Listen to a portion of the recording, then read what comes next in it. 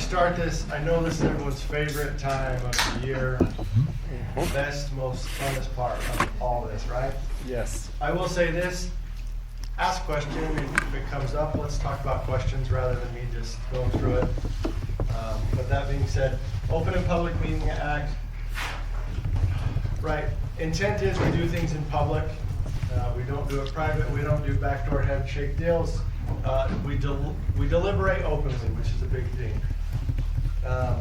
That's the intent of it. Okay. A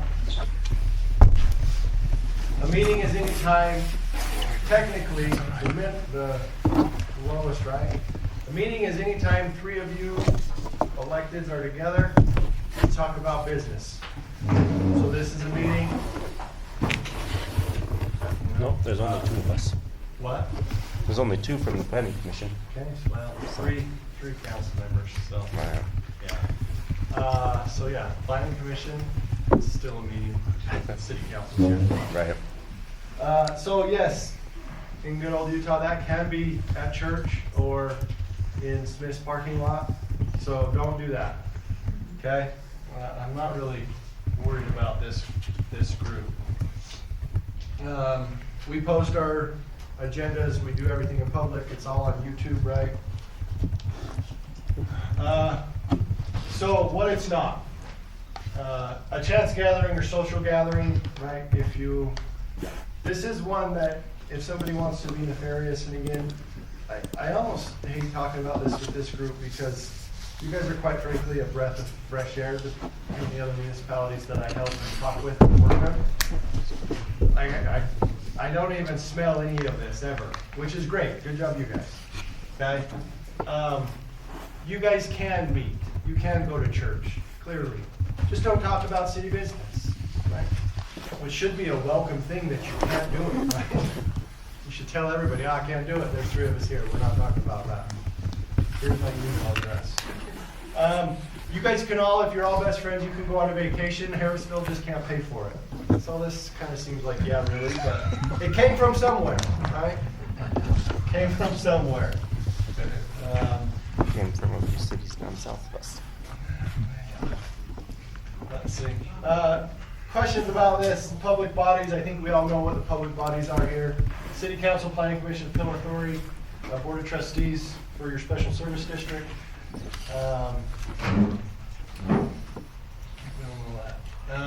Public notice, again, this is more Jack and Jenny's responsibility, but we post all our meeting schedule every year. Time, date, place of meetings, website. The notice requirements did change recently where we don't have to use the newspaper. We can use other methods, being posted Utah State website, at the city office building. Social media is also another one where things can get posted, and that suffices. Okay, closed meetings. I think we've talked about this with most of the council members. There are those specific areas in which we can have a closed door meeting. In talking with some other attorneys, it is a good idea that these are recorded. And I think we're going to start doing that. So they'll still be recorded, but they're saved in a special format that's kept either by myself or Jenny. So they will be recorded, but the only reason we're recording them is for litigation purposes. I think Matt Church talked about that a little bit the other day. Real estate transaction, those type of things, security measures, you can do that and make those decisions. Any questions about when a closed door meeting, protocol for closed door meetings, what we should or should not talk about in a closed door meeting? Usually starts as an open meeting, doesn't it? Has to, yes. Yeah. Mm-hmm. Yeah, So you can't just meet in the Smith's parking lot to have a closed meeting. You actually have to notice it first. You can. Okay. It would be hard to notice that as well. Yeah. So starts as a meeting, starts as a public meeting, ends as a public meeting as well. Good to go out of the closed session. We can talk about that. So yeah, there are some things we don't want to do. In the closed meetings we've had, we've all done really good with this. Always a reminder though, to really focus your comments and your chit chat and your questions to what the closed door session is about. It's almost natural sometimes to get off into another lane. We don't ever want to do that. Let's see. There's the reasons for it. Yeah, it's basically those things. When the attorneys get involved, that's when we get those collective bargaining, personnel issues, and then security and property sales, and where we basically need to negotiate in private to take care of the city, to look after the city's best interest. Those are the main ones. If there's ever a question about whether or not we should or should not talk about something in an open meeting, Jenny is, quite frankly, just as smart as I am, but that's also why I'm at the meeting. And if we're wrong, let me be wrong, and it'll be on me, not you guys. But it's pretty straightforward, right, of when a public or a closed meeting should happen. Written minutes, we do this. Furthermore, it's also on YouTube. We're actually finding out right now, you can actually pay for our upgraded YouTube membership, and AI will do your minutes as your meeting's happening. So technology's taking care of all that. It's kind of an old thing, right? Like, if you think that you have conversations that aren't somewhere, don't kid yourself. Like, most things are recorded anyway. We have to post the minutes. I mean, we do all of this. There's no issues this with. Jack does a great job. Jenny and staff do a great job with all this. Recording. YouTube, again, takes care of a lot of that for us.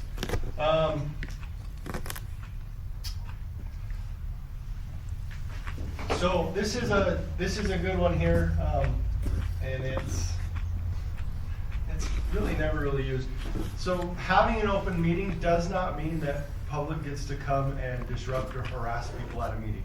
The mayor, as it is her meeting, has the authority to kick someone out. It should be done judiciously, right? People should have the ability to talk, but it doesn't mean that people just have free reign to do whatever and whenever and for however long in a meeting. If there's problems with that, the county attorney's office will get mad at us and get with us. But again, quite frankly, everyone in this room conducts themselves in a professional manner. I'm not worried about it. I'm around, Jenny's around, we let it get to that. So,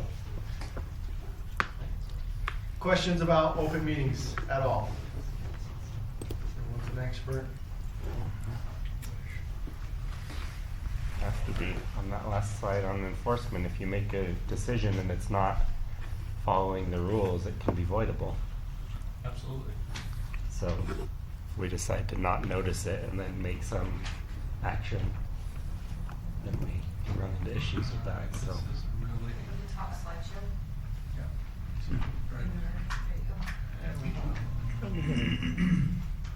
I'll get it eventually.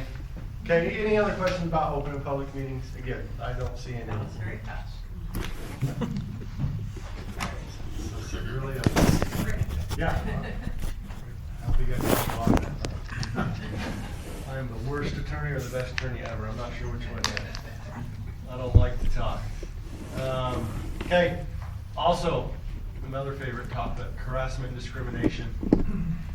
And again, not picking on anyone here ever, but just know that all these rules and all these stuff came from real experiences.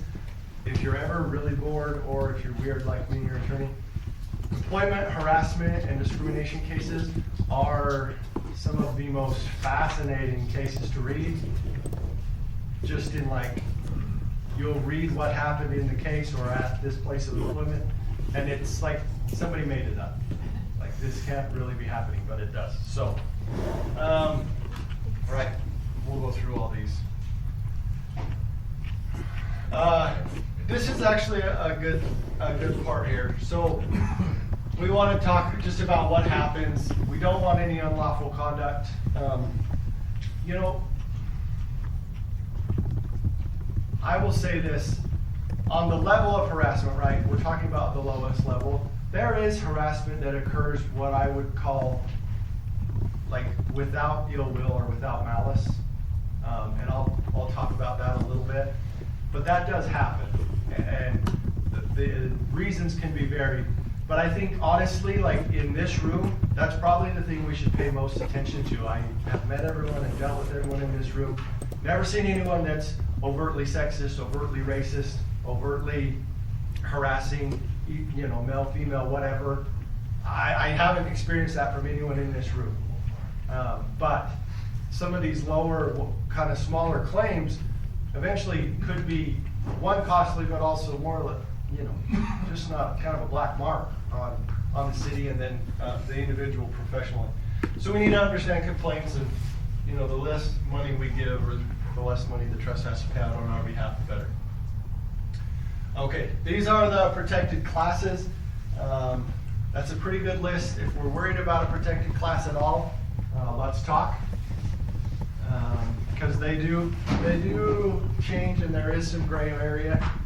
I think we all know things are evolving socially faster than maybe ever. So some of these things, do change. Genetics is a good word for some of that. But any questions about this? Anything in here that is new or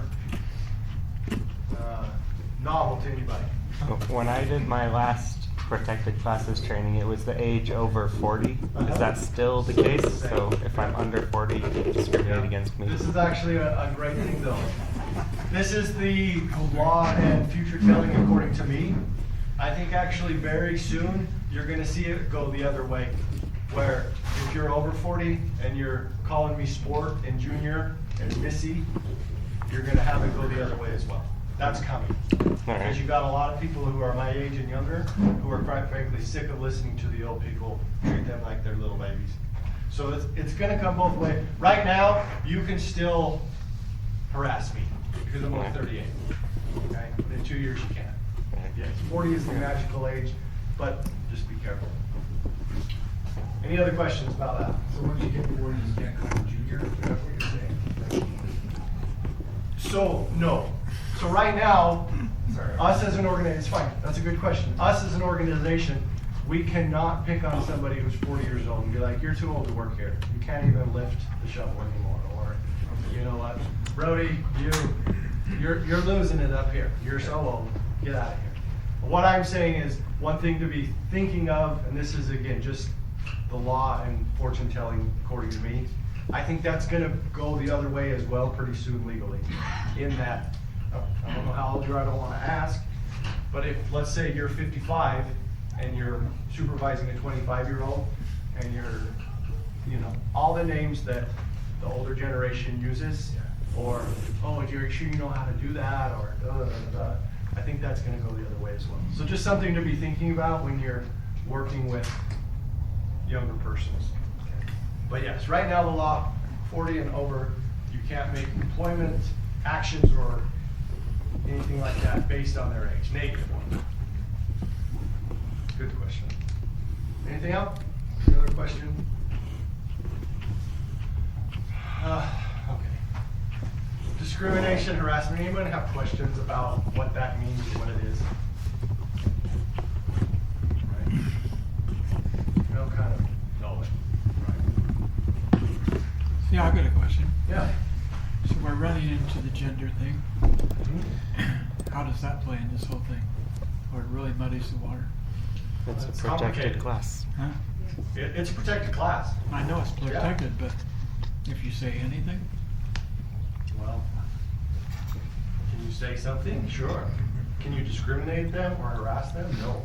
so if I use the word he or she, That one's still a very gray area, and there's not a good answer.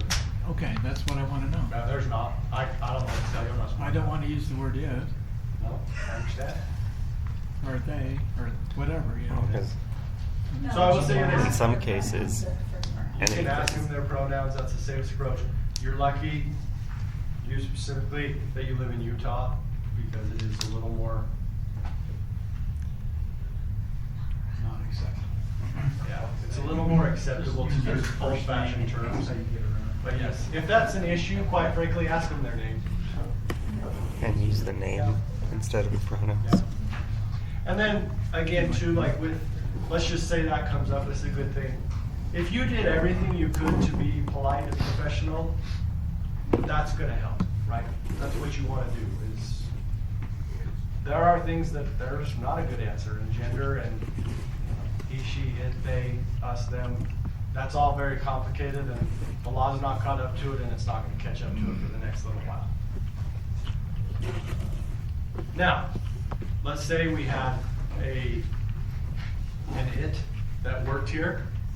You don't get to say, well, I think it should be fired because it bugs me that I have to say it or they, right? That is, we all know that, right? That is just flat out. So when that comes up and in employment matters, and quite frankly, it's gonna be more with Jenny and the department heads. If that comes up, then we just have to be much more detailed and much better staff in handling that issue if there's a legitimate employment concern. Okay, I think we talked about that.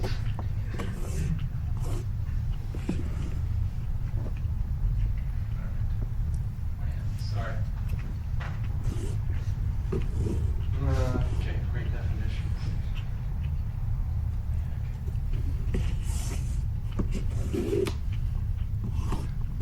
These are all the laws that you can violate. Yeah. The difficult thing, this whole list except for these bottom two are federal statutes.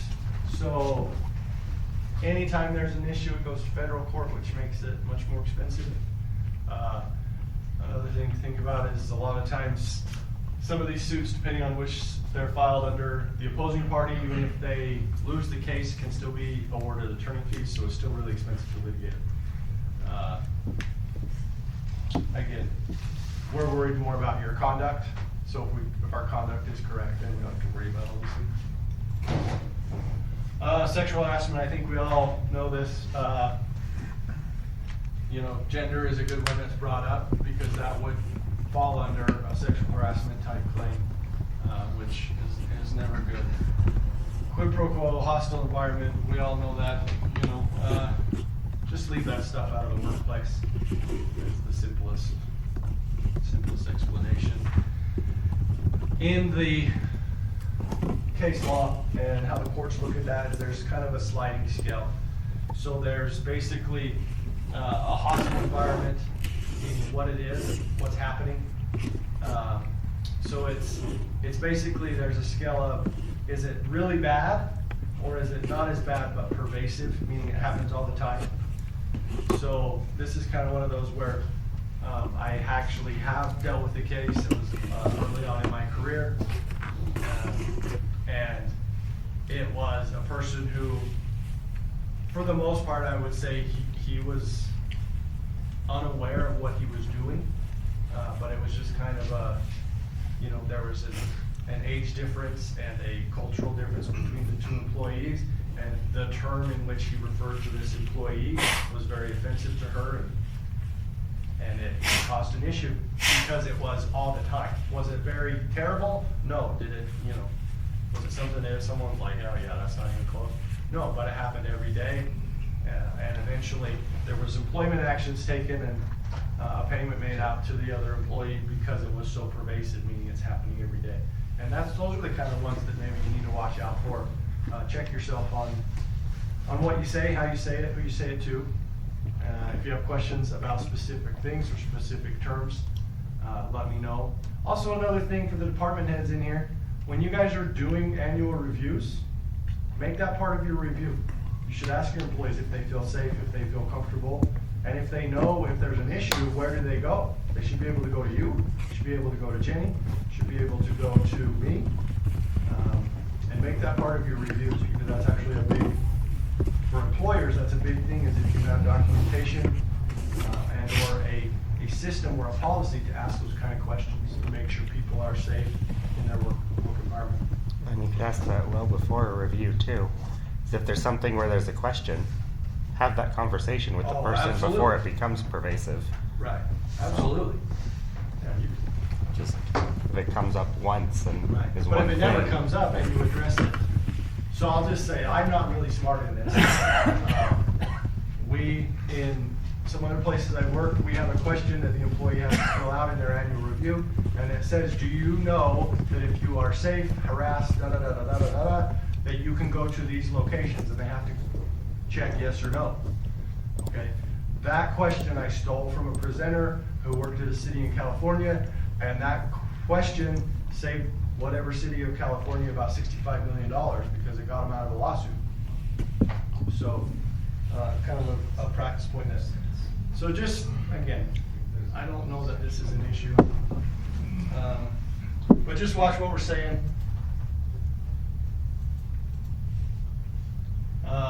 Yeah, hostile work environment. So if you're interfering with a job performance, intimidating, hostile, or offensive work atmosphere, whether or not the harassment is linked to economic job consequence. This is an important thing. You do not have to have an adverse employment action. They don't have to lose their job. They don't have to be degraded. They can still sue the city and say, you guys are mean to me. Now, city council, you guys are protected because you're elected officials, and I brought this up numerous times. The Office of Research for our state legislator told me, quite frankly, you guys pretty much get to break the law. However, you don't get to break federal law. So don't harass the employees illegally, harass them lawfully. Any questions about that? If you have questions about that, electeds, let me know. Again, not this city, but other cities that I know, and on a couple of cases that I have, what shall I say, consulted. There have been a mayor and one council member, and they literally broke every state law in how they treated their employees. The employees had no recourse until the mayor just stepped up and broke that federal sexual harassment law, and then bada bing, bada boom, it was expensive for them. So, you guys, as city council members, where you're elected, you do have insulation because you get to ask tough questions, you get to poke, you get to prod, but do it lawfully, and use, do not attack an individual, is how I would say it. If you have a question about a position or about a policy or about what's happening in a city, ask it that way, right? Not to this individual. Right? Like, I can sit here and very lawfully make fun of Justin, okay? Pick on Justin because he's my friend, but I could do it. However, what I should do is pick on him based on his position, right? My question should be, why is the Public Works Department spending all this money? Not, Justin, how come you have personally a brand new truck, right? Leave his personal stuff out of it. Attack or question or whatever it is, the position in which you govern.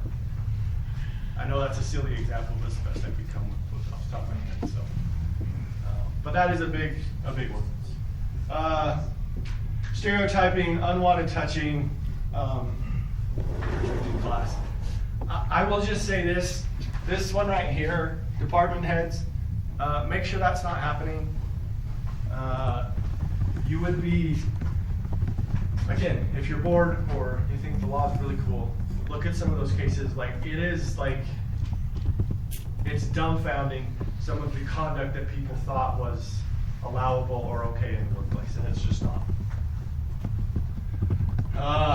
This is a good one. Who can be the victim? Who can be the perpetrator? And it's everyone, right? It can be anyone in this room. It can be anyone employed at Harrisville. You know, one of the biggest type of cases in this area in the last 5 years, I'll say, is actually what they call reverse retaliation, meaning there's an employment issue, and you know, we come in, and we analyze the situation, and we say, okay, you know, Justin, you're being mean to Mark, leave Mark alone. Everyone stop it, okay? We write it down, we document it, we do our job. Justin goes about his business, all fine and dandy, right? But what does Mark do? Mark's the little man that got beat up. He starts picking on Justin because he knows Justin had this issue. Well, guess what? Harrisville will now pay Justin because Mark was mean to him after Justin was mean to him. So, it can be anywhere, it can go every way. Again, bottom line, conduct yourselves professionally, right? Dang it. All right. Yeah, I mean, again, do we need to talk about these things, like, really? Yes. It's We in do, the training. we do. We're required to. Please don't let any of this be an issue. If it is, talk to me, talk to Jenny, talk to department head. Let's take care of it before it's, one, expensive, and two, really embarrassing. Let's not make case law in Harrisville City, okay? Let's just set that as a goal. Yeah. This is actually one that's important, and I'm going to talk about Harrisville. It's a smaller city, right? We have a closer work group. You know, if you associate with your compadres here at work, you only have so many. It's not like you have, so yeah, you might talk more personal things, you might do things. Just, the question, here's the question, and this is for everybody. When you're having a conversation at work, whether you're an elected official or whether you're a department head, talking with your employee or vice versa, anyone. The question is, if you told Brody, what's he gonna say? Or what's the headline of the newspaper gonna read? And if you're okay with both of those questions, have the conversation. But if you're not, shut it down. Okay? That's the best test I got for you in real time. Again, anyone in this room that sees anything like this with an employee, let department head, let supervisor, let Jenny, let myself know. This is clearly not something that we want to have dealt with. So let's take care of it if there was anything like that. Any questions about that or anything? Okay. And I say this though too, and I think all the department heads know, but to the elected officials, if there's a question about this, like my cell phone's on all the time. So if you're like, hey, I'm worried that this thing is happening, or you know what, they're bringing their 6-inch hunting knife to work with their cooler or whatever, like anything like that, let's talk about it. Get me on the phone, don't worry about it, okay? We'll figure out what to do. Goes back to this. This is a good thing because if you look at this one right here, nothing should pass this stage without some employment action. I'm not talking big formal write-up, right? But this, any type of problem should be dealt with right here. And certainly right here, right? If you have multiple policy violations of an employee, it should be dealt with. Now, I'm not saying like you have to come in and bring me and Jenny in and have all this stuff, but there should be conversations, warnings, at very least, you know, some informal write-ups so we have some documentation of it. But really, it all should be taken care of right here.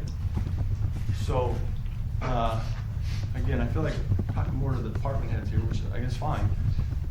If your employees have any of this going on, take care of it before we get to here.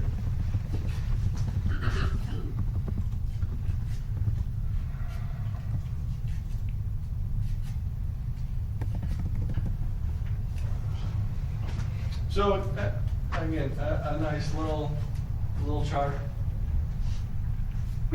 If, and this goes for city council, if you have someone you're dealing with in the city and you don't know how to do it, I will help. I'm actually very good with people that are upset and don't like what I'm about to tell them. Same with department heads. If you have employees that we're worried about, get with Jenny, get with me. We'll take care of it. We'll figure out how to take care of it. Okay, that's the end. Very good. Anyone have a question? Thank you. I really do, like, you guys are great. I don't think there's anything to worry about, and if there are questions, again.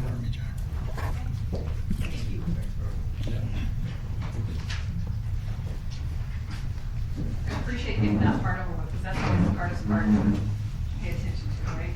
Thank you for that. I think that was a much easier time than we had. I try and make it. We used to have it where you read everything. Does everyone in the room know each other? I'm not sure. Karen, are you aware of everyone here? Should we have introductions? Seen everyone, I think. Good. All right, let's do it again. Go ahead. I'm Maxwell Jackson.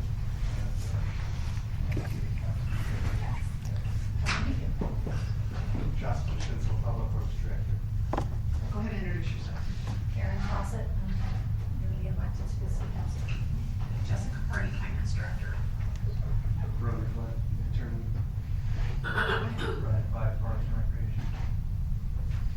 Steve West, City Council. I'm Chad.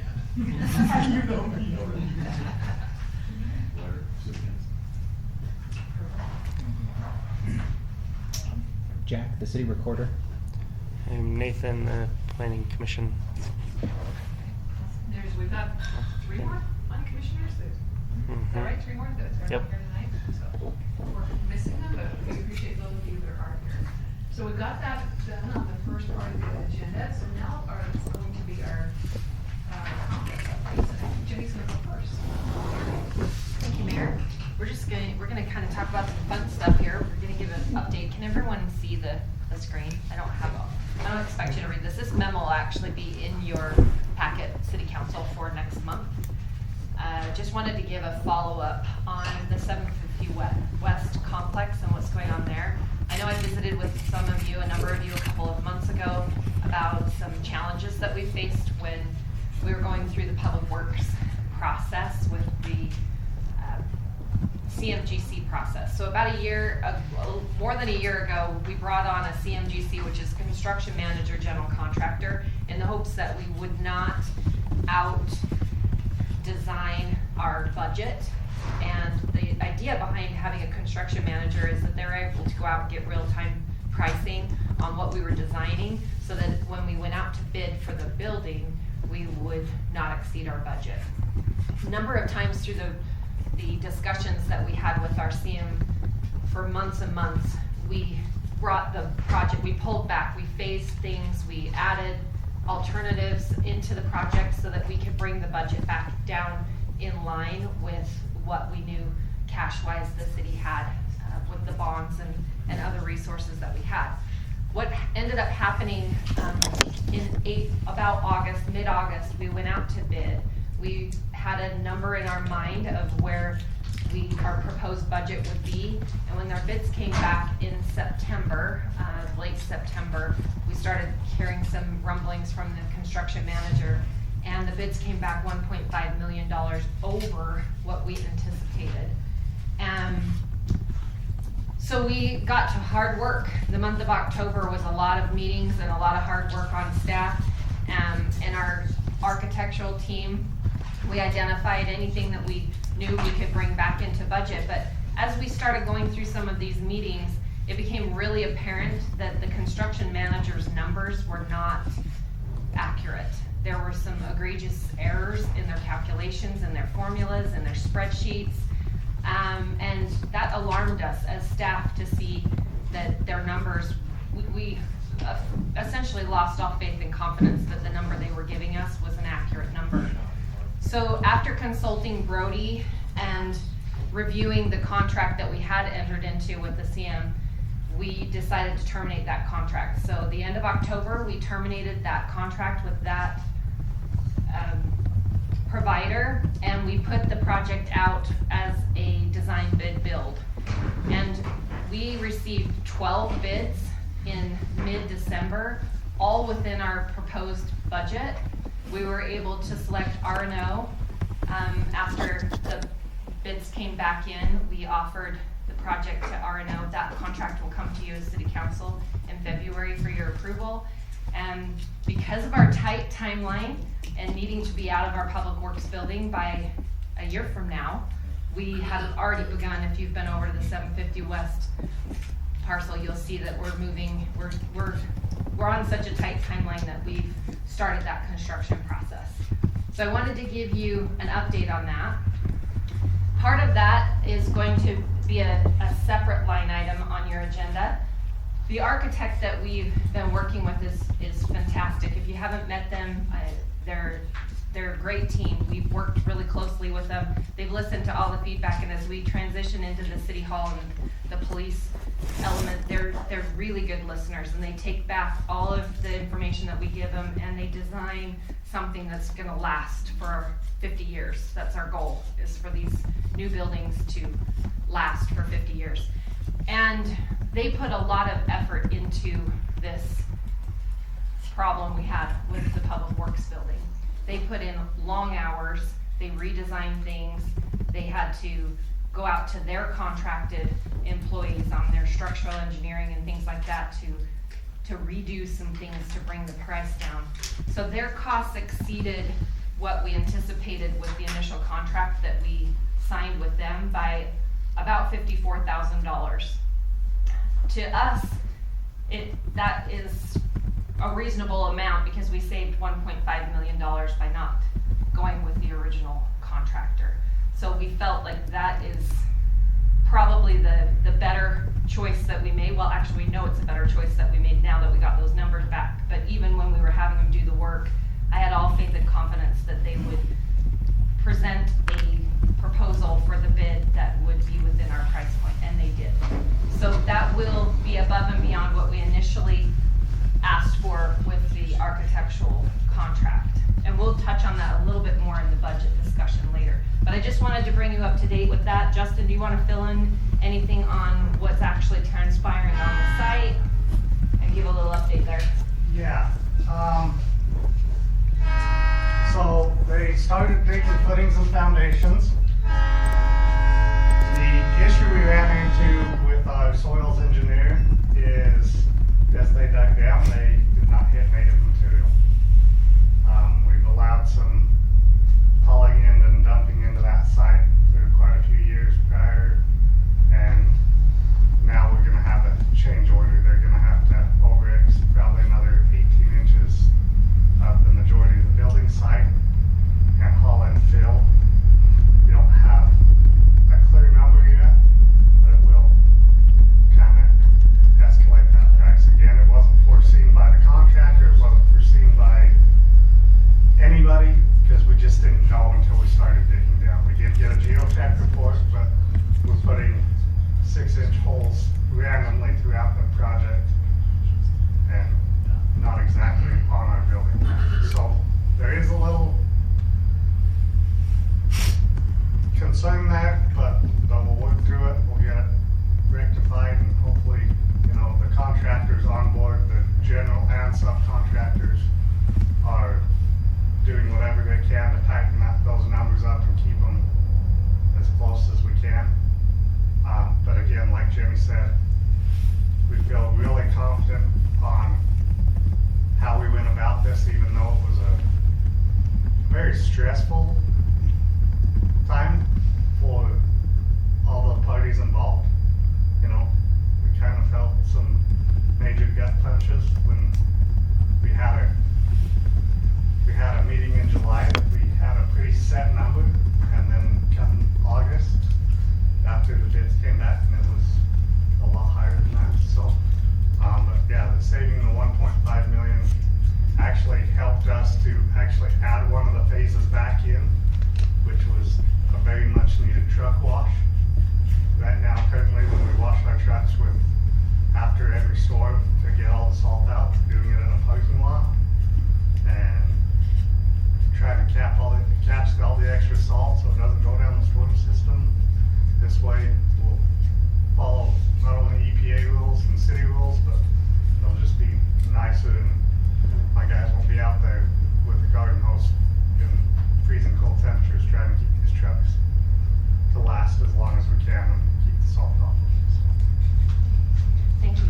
Also included in your packet will be the bid tabulations that show all of the bids that we did receive when we went out to bid for those. And R&O's bid was one we awarded. We didn't necessarily award to the lowest bid. We awarded to the lowest qualified bid based on other projects that the contractors have done in the past.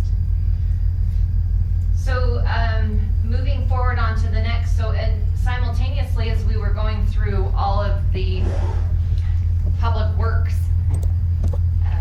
bid process, we began an RFP and put out our city hall and police station and proposed fire station out for our architectural services. We received, sorry off the top of my head, I can't remember, but probably 6 or 7 bids on the architectural services, and after interviewing the qualified architects, we selected Blaylock & Partners to design our city hall and our police department and potentially the fire district. So as part of this process, overarching question is, what does that look like if we invite Northview Fire to build with us, right? And we've begun the design process. Mark has met with the architect and they've toured other police departments. We've toured a number of police departments on our own prior to the architect coming on board. And they're in what they call the programming stage, where they're gathering all the information that they can from us to meet our needs. They're doing that on the administrative side as well, with the court, with the administrative offices, our building department, our finance department, and all the needs that the city will have. As you know, we've outgrown our current space. We're sharing offices. We kick out one of our police secretaries so Brody can run court on Wednesdays, and we have to modify what our needs are currently to run and function as a city. So we've identified all of those needs and wants, and we will move forward just the same as we have with the public works and phasing that. But to return back to the main question is, what does it look like if we partnered with Northview?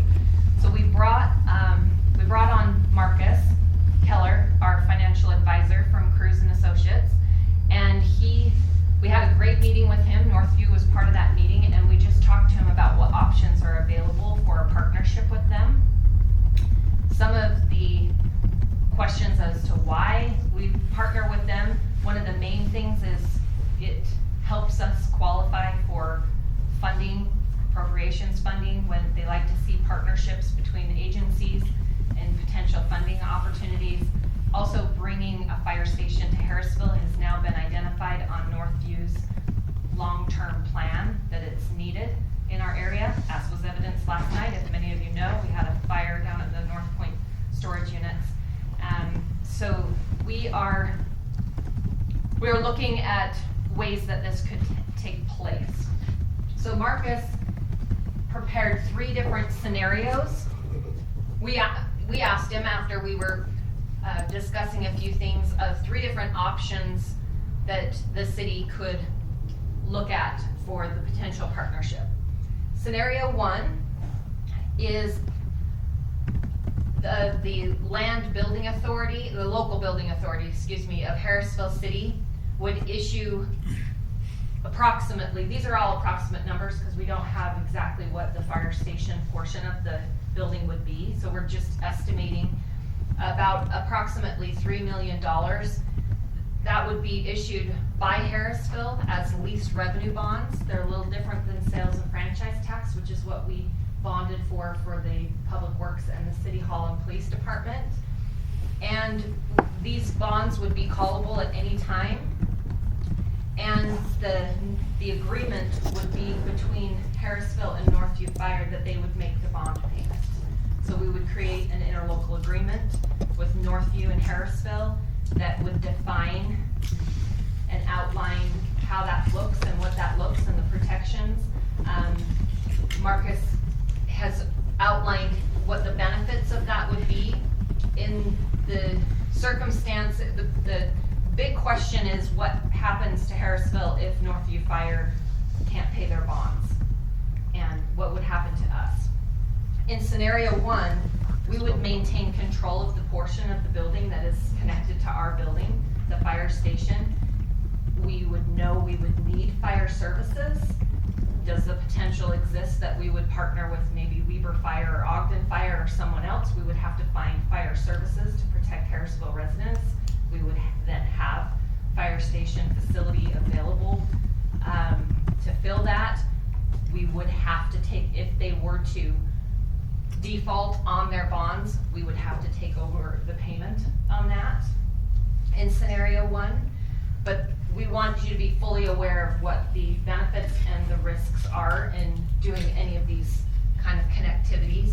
The benefit of combining the space with the fire department is we can share resources, we can share training spaces, we can share break rooms, gyms, things that would allow us to save costs by both entities. So that's kind of what started this discussion with them. And also their plan identifying that they need a substation in Harrisville. So scenario 2 is still a connected building to our building, but instead of Harrisville issuing the bonds, Northview Fire would issue the bonds. There's a little trickier side of things for doing that. You can see here that the interest rate on those potential bonds would be higher.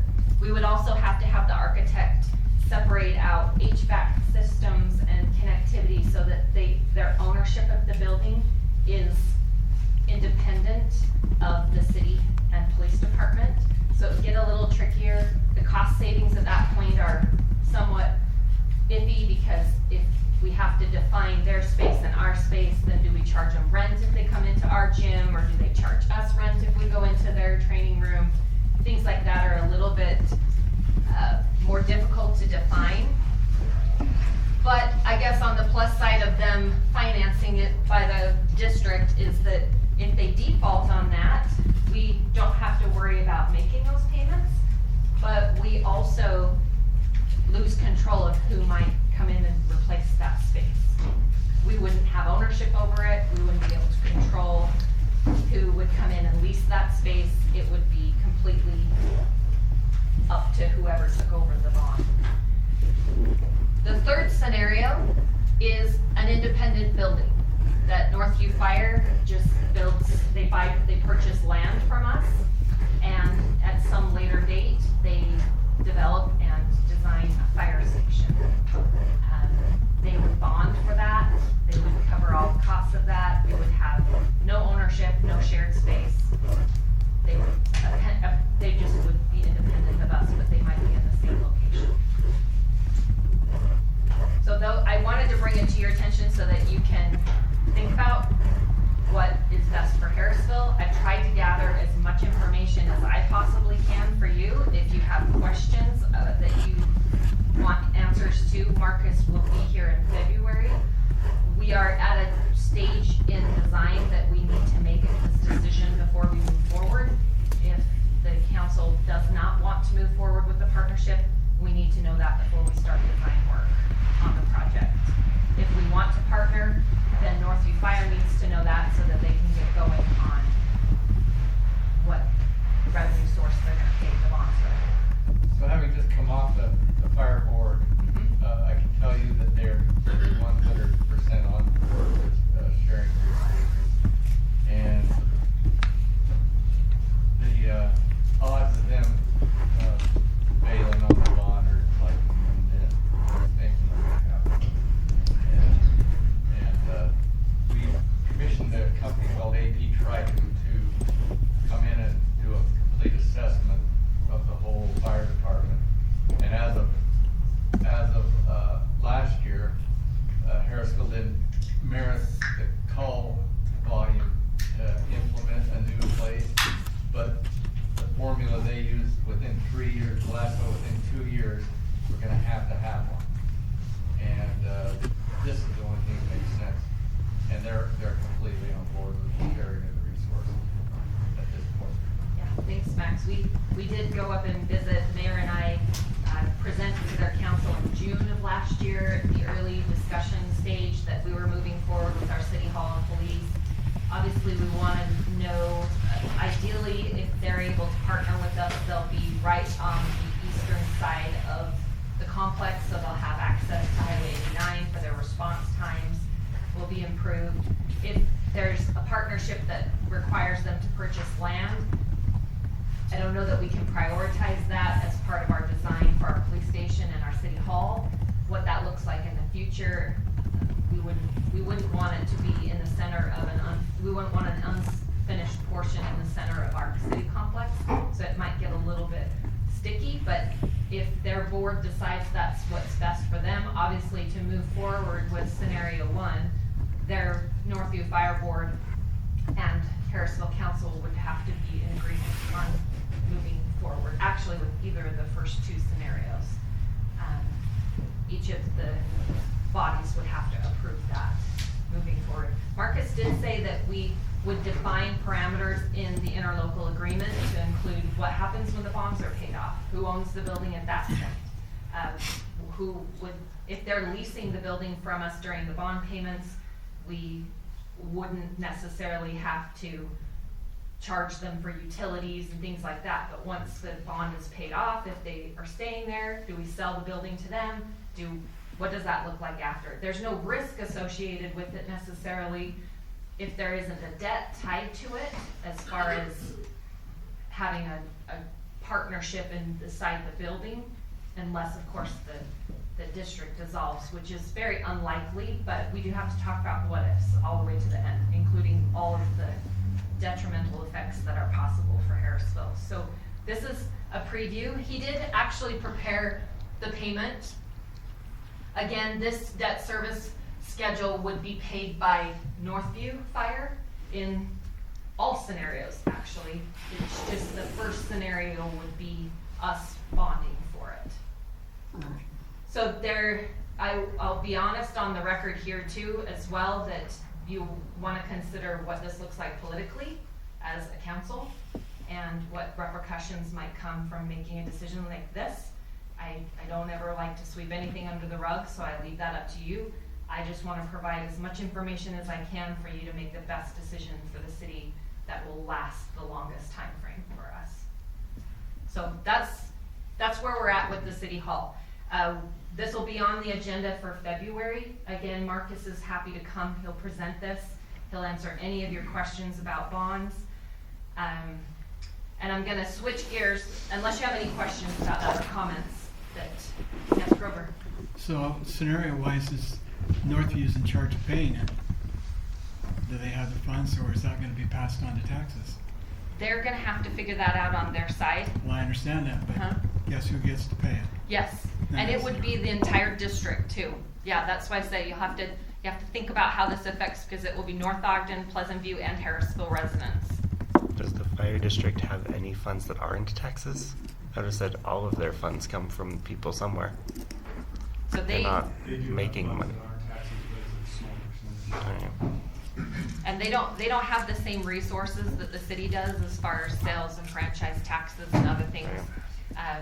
The one thing that does make it more palatable is the funding, the appropriations funding that we could potentially get. Unfortunately, we're still waiting to hear back on our $2.2 million appropriations that we have.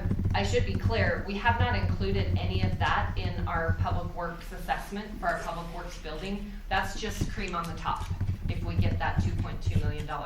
Everything we have, Jessica and Justin and I have worked through is cash available to pay for the public works building.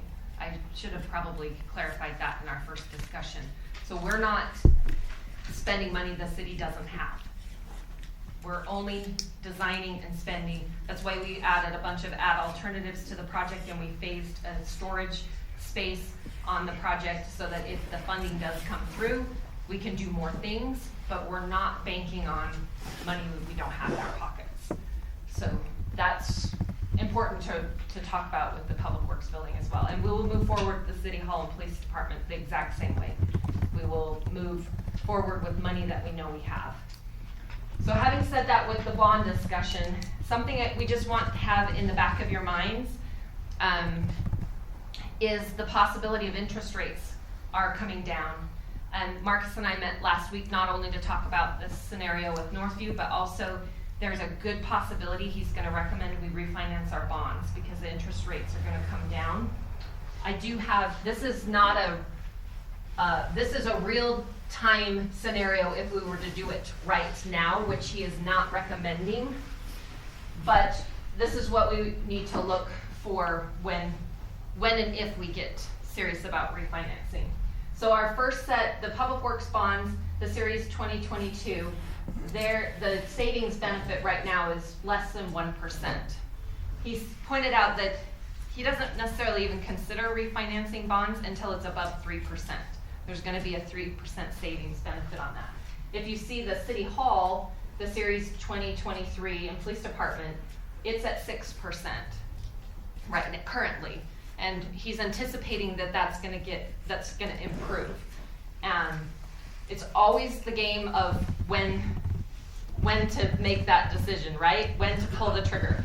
If we do both of them together, because this rate on the 2022 series is not the greatest, it drops the total together to 4.15%. But this is just an example. He is not recommending that we refinance at this time, but he wants you to start thinking about it, and he wants to make sure that he's benefiting us with all the savings that we have available to us. So if we do decide that we want to refinance the bonds, what that looks like is approving another parameters resolution that authorizes the mayor and I to, when he finds the best rate, we hit the go button like we did on the issuance of these two bonds. So his earliest recommended time frame is probably June, is about the earliest time that he would anticipate us refinancing, but it does take us 30 to 60 days. We have to hold the public hearing, we have to meet all of those requirements. So we wanna make sure that we are on top of that. I'll touch base and keep in contact with Jack and with Marcus to make sure if it needs to be on an agenda for you guys that we hit that in the right timeline. But that's just kind of on the back space, on the back burner. Be thinking about that as the rates drop. We want to make sure we're getting the best cost savings that we can. There is one caveat to some of these bond savings. If we do refinance, these are currently callable at any time bonds. There will be a 10-year. What we did is a direct purchase bond for these two series. What would be the best cost savings as the interest rates go down is a market purchase, which means that you'll have to commit to that for 10 years. Where we could recall these at any time, the new refinance bonds would be a minimum of 10 years before we could recall them or pay them off. So we are ahead of schedule, which is lovely, isn't it? Well, I'm not gonna bore you too much longer with me. So those are the main items. I'm gonna turn the time over to the department heads to do a quick budget update on their departments of what this next fiscal year budget looks like. And then I'll wrap up at the end with a couple of things that I do, council member wise, have a garbage fund discussion planned, so we can get on board with what we need to do to address our deficit in garbage fund. So let me turn it up. Mark, you wanna come first? I have a ton of this year's budget. The biggest change we're gonna ask for this year would be 3 new vehicles. We normally get 2, sell 2, but we've approved the hire of the new person with the grant. So having that in mind, I have found that there is 3 cars available. If we're willing to pay for them in April instead of July, we will get the 24s instead of the 25s, which normally is about a 10% savings. So after a car is billed out, you're talking about $6,800 per vehicle by getting the 24s versus the 25s. 6,800 savings. Yeah, it'll be a savings because you're ordering 24s, which they weren't available. For some reason, Ford is wanting to backfill orders now because their employees aren't, they wouldn't open the bids earlier, but now they're opening them because they need something to do. So Ken Garf has ordered several of these, but they ordered them in white, and he's telling me that if we'll commit to it, that he'll change the 3 of the ones we want to black and let us have those orders, but we'll be here in April versus July. So they said it's approximately $6,800 savings per vehicle, and we know we're gonna get them. Who knows what the ordering process is gonna be when July gets here. So other than that, the equipment line item, that one will be going down 50,000. That's because of the radios that we put in last year. So that'll be cut out. All the other changes are small changes just to for the extra guy we have. So just the adjustments on the line items just to take care of the new employees' needs. There is a line item that we added this year for drone maintenance and supplies to take care of the drones that we have now. We figured that $1,500 would be enough to keep up on batteries and things that we need. Not all of you got to see the drone sense program when we had the demonstration at the council meeting. But if we want to add that, now that the drone patch program's up and going, I'm wanting to say it's $2,500 to $3,000 a year for that program. So that's another consideration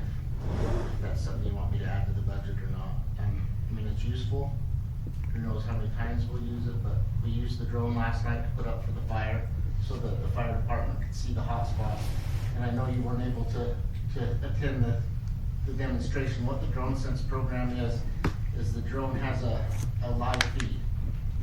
So if we're out on an incident, we're able to share, for the QR code, and whoever has access to that QR code can watch what that drone's doing, real time, so like they can watch it on their cell phone. So the firefighters could have access to it, rather than have to walk over to me and look at my remote controller. So it's an insurance policy, and it's a lot of money per year for a license, but it does have its uses. So other than that, there's really nothing in my budget we've tried to keep everything pretty much the same this year and not ask for. So if we make those early purchases on the vehicles, do we have enough in the motor pool budget now to make those purchases rather than have to? Yeah, the money's open it there. up? Is what- okay. Yeah, it makes sense. I mean, as you go on, the equipment and the ability to get cars equipped, I've still got a car sitting over there waiting to get in for an appointment that we've tried to schedule for months. So everybody's so backed up now because of the ordering of the vehicles, everything's coming in at once. So you can't even get a car down to get outfitted right now. And I was gonna ask you, are we able to get it by selling the vehicles outright? Are we making a little more money than when we were sending them off to auction? We're still sending the police cars to auction. Okay. I think with the police vehicles and the Explorers, the way that the police cars are set up, they're not as sought after by the public. So those will probably continue going to auctions because they have more of they have a clientele that's buying those things. So as the admin vehicles go though, they were purchased as a little nicer vehicle and they'll be more sought after by the public, so those will be a private sale.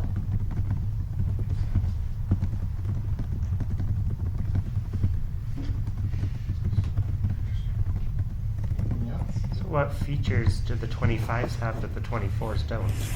They're not gonna have. They're not going to be major They're police differences. cars. Alright. You don't, you get the regular seat, I mean, they're not anything fancy. Alright. The engine's not changing, anything like that. No, not that we know of. Usually they No. keep them for several years. They just had a change. But if they change them every year, then the cages won't transfer and some of the equipment doesn't transfer over. So they try to keep Okay. those models at least the same for several years. But they just had a big change in, I think the 22s.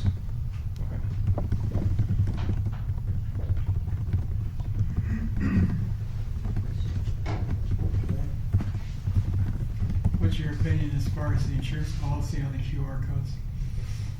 Are you using that? You said that would be above, is that part of the budget, or is it something you? It's not right now. That's kind of something that you guys want. I mean, it's $2,500 for free. We'd have to get a price on it, but I mean, it's useful. You might use it once a year. You might use it a couple times a year. You don't know. It's hard to say. I mean, it would have been. We refrained from getting it when we first got the drone because everything's still getting the program rolling. But the program's live. Our first deployment was yesterday. So hopefully it'll start getting used more and more from now on.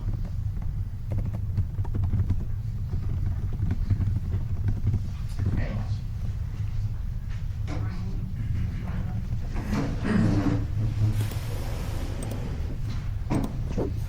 So I don't have anything real earth shattering. It's pretty close to the same. I just got one increase of $6,500 to the buildings and grounds line item, and that's to create a plan for fertilizing the broadleaf control 2 times a year by a contracted company.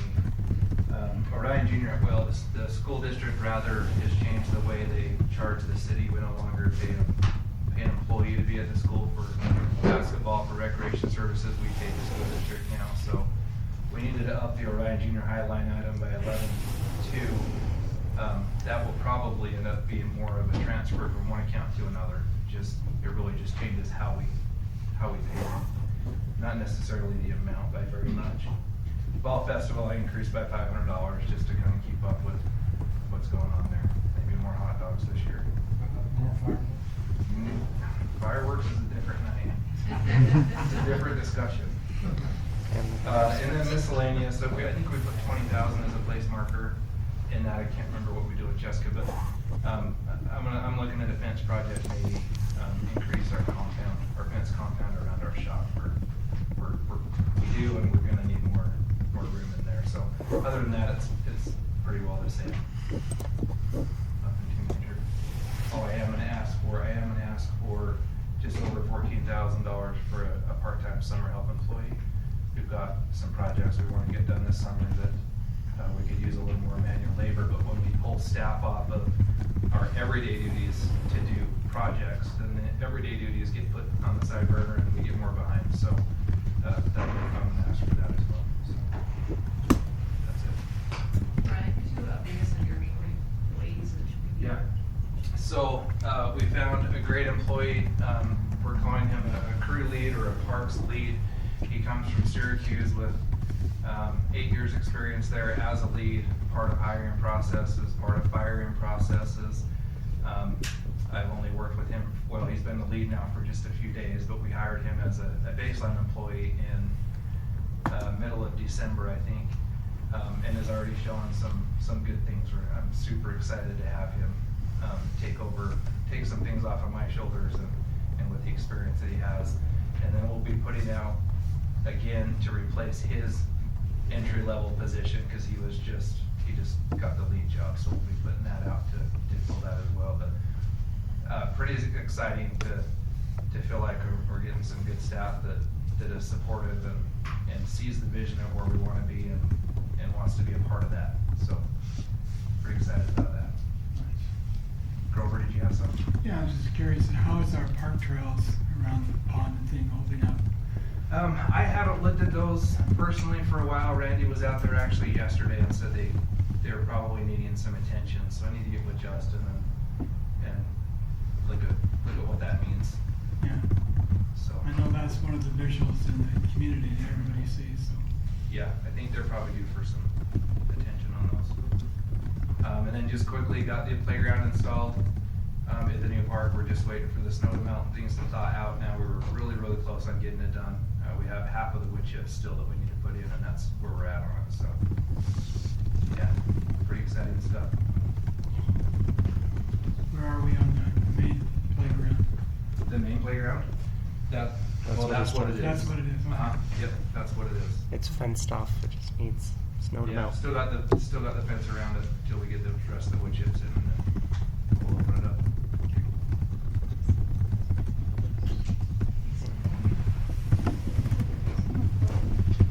Sorry, I was thinking of the little teeny playground. And the other playground we need is the Millennium. Over to help That's answer the that golf question, course development. we've looked at this coming year. We were looking at doing a crack cell project, but there's actually now a different type of way to kind of do the crack seal that's a little bit thicker, more longevity. So we're actually looking into getting one of those machines and doing that in-house this spring and summer. And then we'll probably be looking in the next couple of years, depending on how Millennium goes and that development all goes, at doing another coat of new rubber over the entirety of both trail systems at both parks. So, as we all know, my budget's kind of a little different. I have two sections. I have what's out of the general fund, and then I have what's out of enterprise funds. The enterprise funds being sewer, roads, stormwater, streetlights. So as the general fund budget goes, I'm actually asking for a decrease of about $20,000. Switching up some line items, moving money around, taking the fuel out of what was essentially the general fund and putting it into the roads fund. And that's a kind of not real a savings per se, because we're still going to use it out of the roads fund's money, but we won't be getting into general fund, taxpayer type money. What I have this year is I'm not asking for anything, but I'm asking for a lot of money as placeholders. I'm asking to get into every one of my slush accounts for new equipment purchase, but it will be new equipment tied to the new building. Essentially, we're going to owner furnish for the generator. I've got a lift at the current Public Works building that we're going to actually upgrade and move over. We have another set of lifts that are $100,000 that we're looking to purchase. Again, these will all be on state contract. We get a better price. We won't have to pay sales tax as the city. We won't have to pay that extra 3%, 3 to 5% that a general contractor would tack on if they furnish them. That means all the office equipment, new computers. We have old tool chests in our old shop that are the same age as me. We want to upgrade those and update those.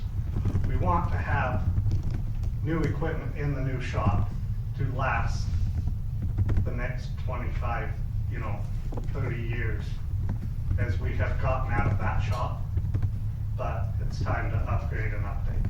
So it's what I've got calculated is roughly get the budget for the roads will increase by about $140,000 from last year to this year. The budget for the sewer, because it really is our most healthiest, best cash flowing fund right now, will be an increase of about $350,000, and then the stormwater would be an increase of about $50,000. So, and again, that's not saying I'm going to use all that money. That's just a placeholder, so when this equipment comes, just like this week, I had to get a quote on a generator. Well, the generator's an 8 to 10 month lead time, and we need it installed before we can move in, but they want $45,000 of the $90,000 for the generator down up front. So that'll come to council next week, or next month. Have that discussion that we can purchase. We'll put that $45,000 placeholder in on this budget that we're currently in. We have the funds, we have ways to fund it. We just have to get your approval.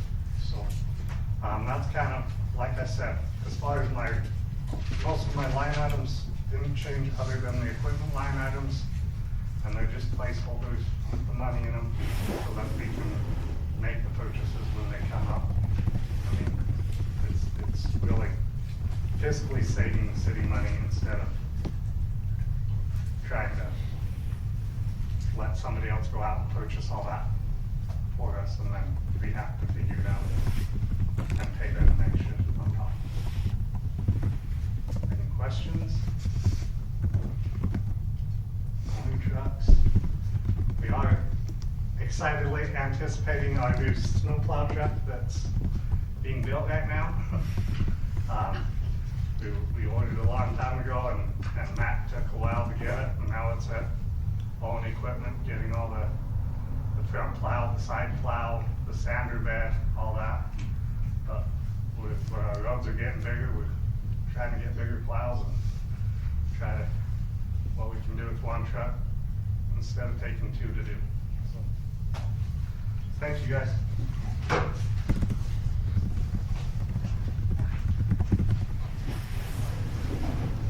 Thank you. This is a very different budget discussion than we had last year, isn't it? I just have a couple of updates on the admin budget, or those that are not all admin, but the ones that we own.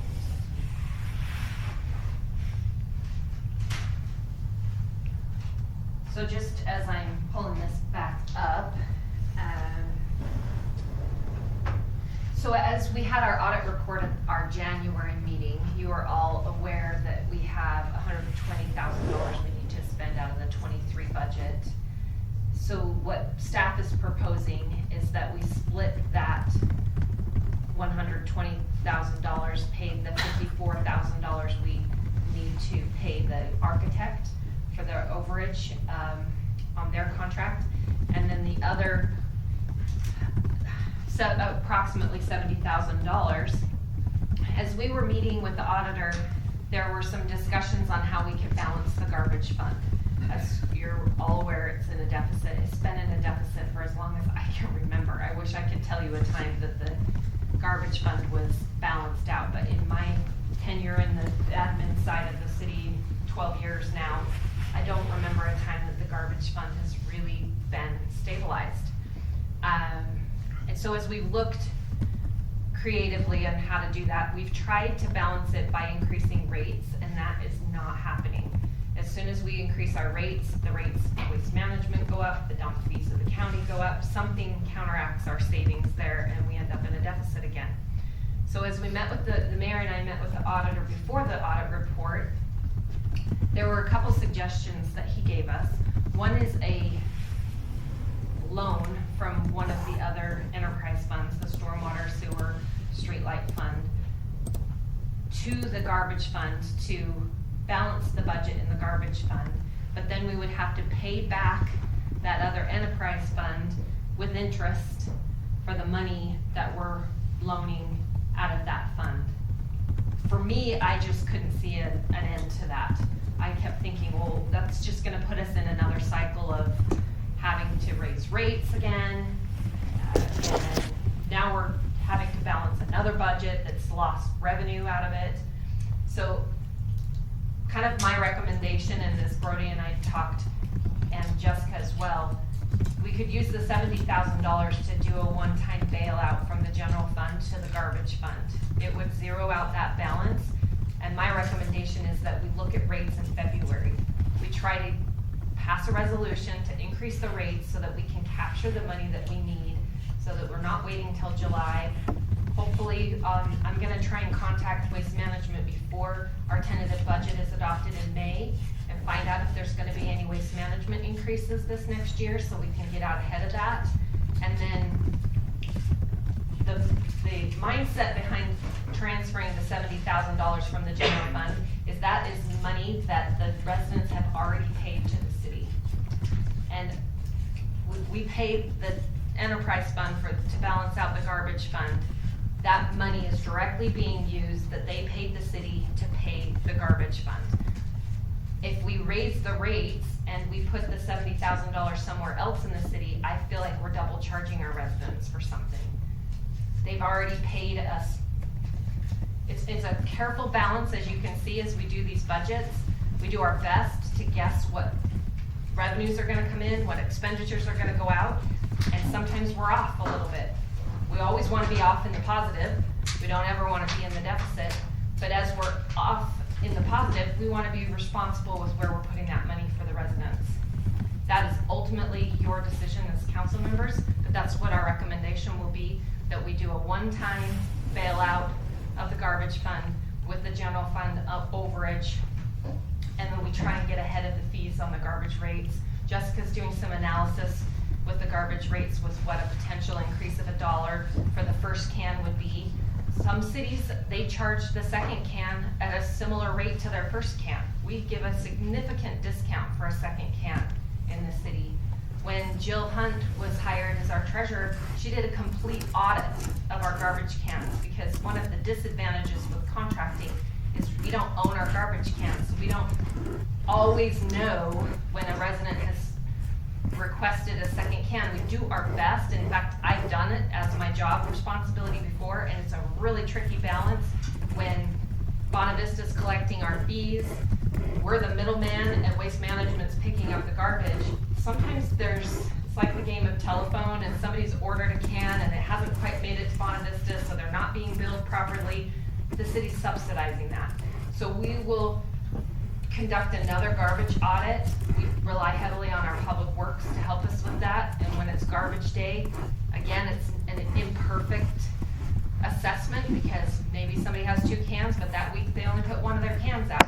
But we do our best to try to assess how many cans that we have have out there in the community so that we're charging appropriate fees for that. We don't want to get dinged on our audit again for having a deficit in an enterprise fund. So something to think about with the garbage fund. That's kind of the recommendation that staff's going to go with so that we've done a lot of clean breaks in the last 2 years to get the budget balanced and to be going in the right direction for the city. And this, I hope, is one of the last ones we have to ask you for because they're painful. So as far as admin budget notes, one of these I've already made a change to just in my visit with Jessica tonight.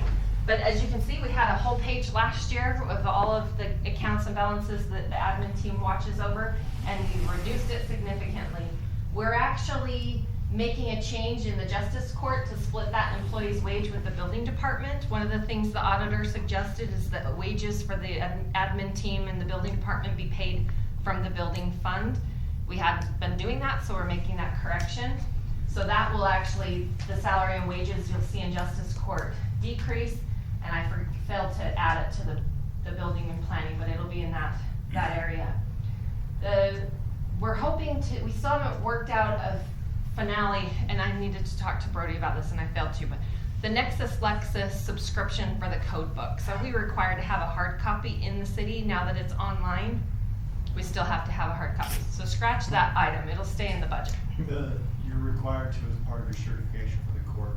To have the hard copies, To have the online doesn't count. accessible to the public, yeah. Okay, so that one won't be a cost savings, we'll leave that one in there. It's about $5,000 a year that we pay for those code books, so we were hoping to have a savings there. I will double check to see if you can Okay. allow an online access, but as I remember.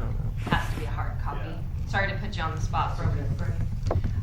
So in the administrative, we're making an adjustment to the city recorder's salary. We by far steal most of his time in the admin department, even though he wears 3 hats and potentially 4 and helping with some of the planning department stuff in this next year.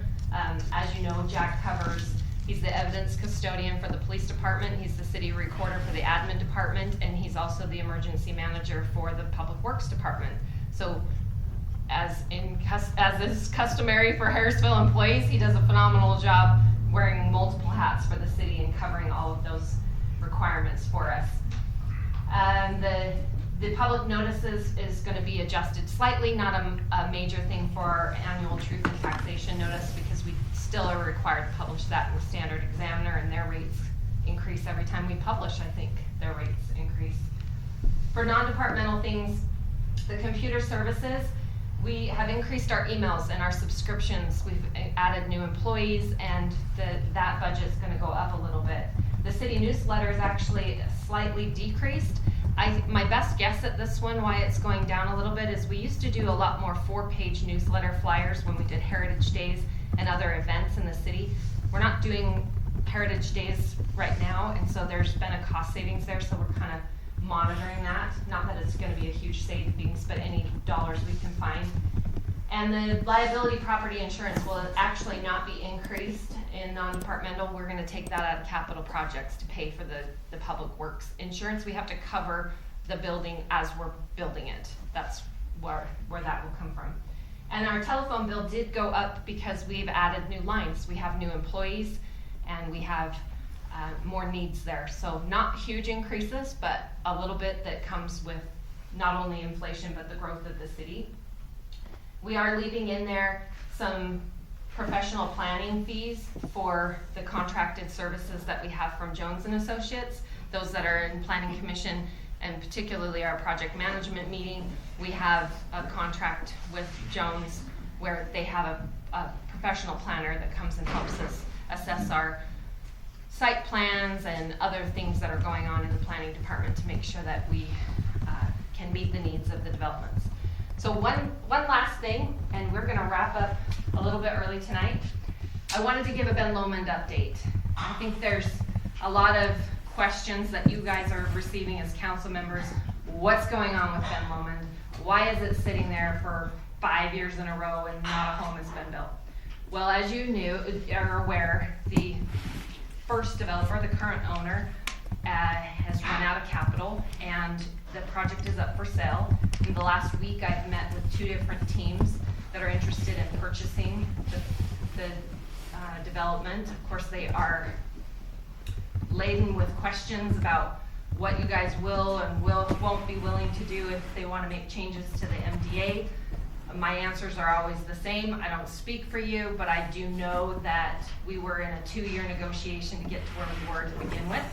For all those that were on the committee, and remember those negotiations, there are some things that we feel like are non-negotiable. One of them being the park. So, an update on the park. Justin is just seeking some contracts to get the lights fixed. We will bill the current developer for that cost because they damaged the light poles when they pulled the trees out and removed the restrooms.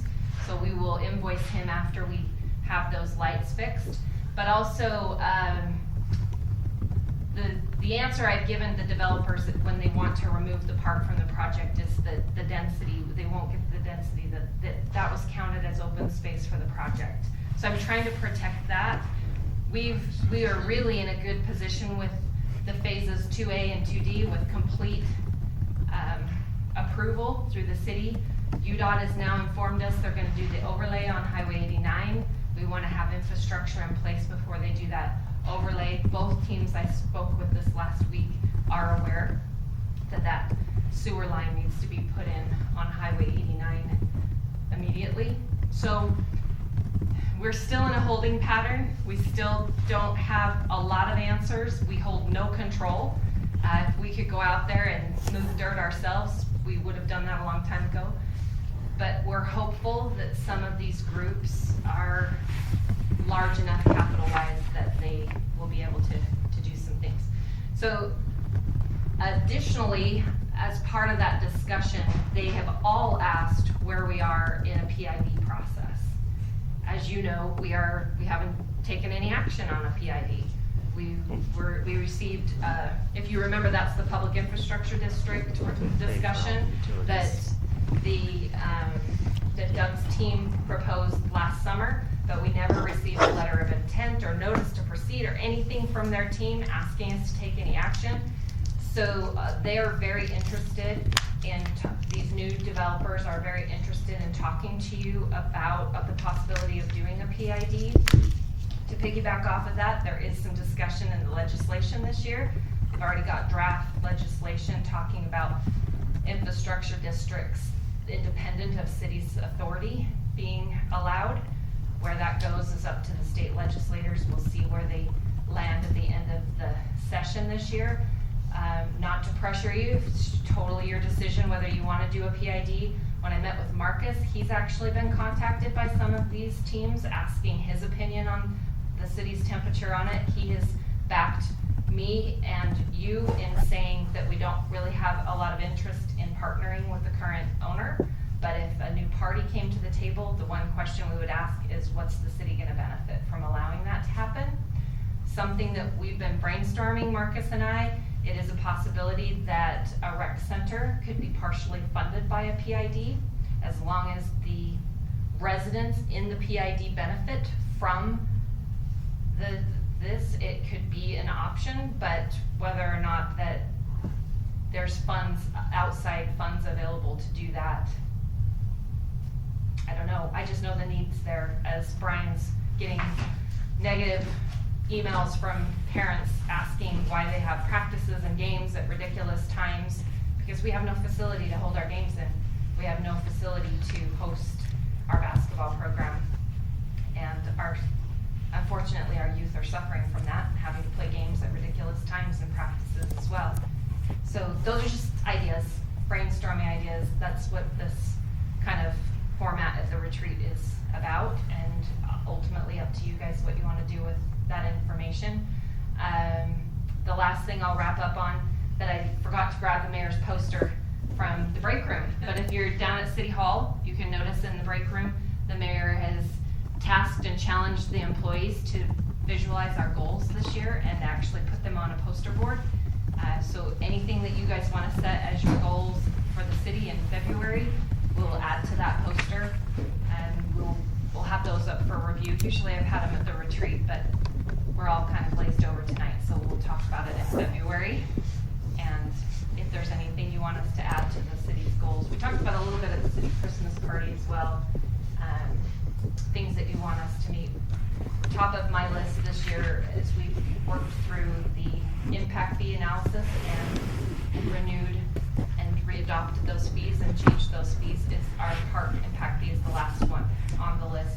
And we'd like to create a resident kind of committee, add some staff members, obviously Brian, and have some input from the public on what we want to create as our parks facilities plan. And then get that adopted and get our park impact fee adjusted to where it should be for our future growth. So, having said that, that's a lot of talking on my end. Do you have any questions or comments or suggestions for staff? We have all our department heads here for you to pick on, harass, give direction to. Oh, no, we just learned about it. Wait until he leaves.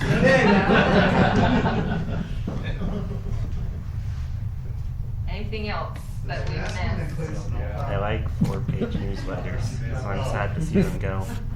Well, we just haven't had any. Right. So it may be adjusted if we have enough events to justify it. The stormwater brochure is always included, well, 10 out of the 12 months we include the stormwater brochure. But there just hasn't been a justification. Those 4-page newsletters cost, as you can imagine, twice as much as the normal newsletter. Print and send, So we've had yeah. less of those, and we've typically cycled 2 or 3 a year. I think we've only done one. Election season, we usually have a 4-page one. Right. Sometimes with the fall festival, it bumps us to a 4-page one, but. Okay. I'm gonna sit down now. Yes, that's my cue to stand up. I just want to thank all for being here tonight.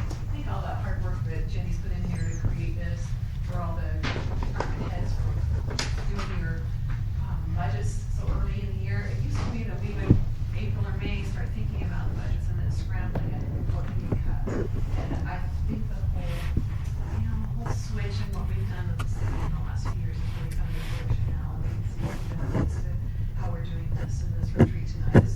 This helps you to understand the things that we're doing in the city and the staff is doing. We have the greatest staff. We appreciate you guys. We appreciate those of you that step up for election and then serve on the planning commission. It's a whole combined effort here, whether you're elected or in a paid position. This is a great place to work, and I appreciate all of you. I'm honored to be serving with you. It's a great place to stay work on. And with that, unless anyone else has anything more, I think we'll close this meeting. All right? And motion to adjourn, right?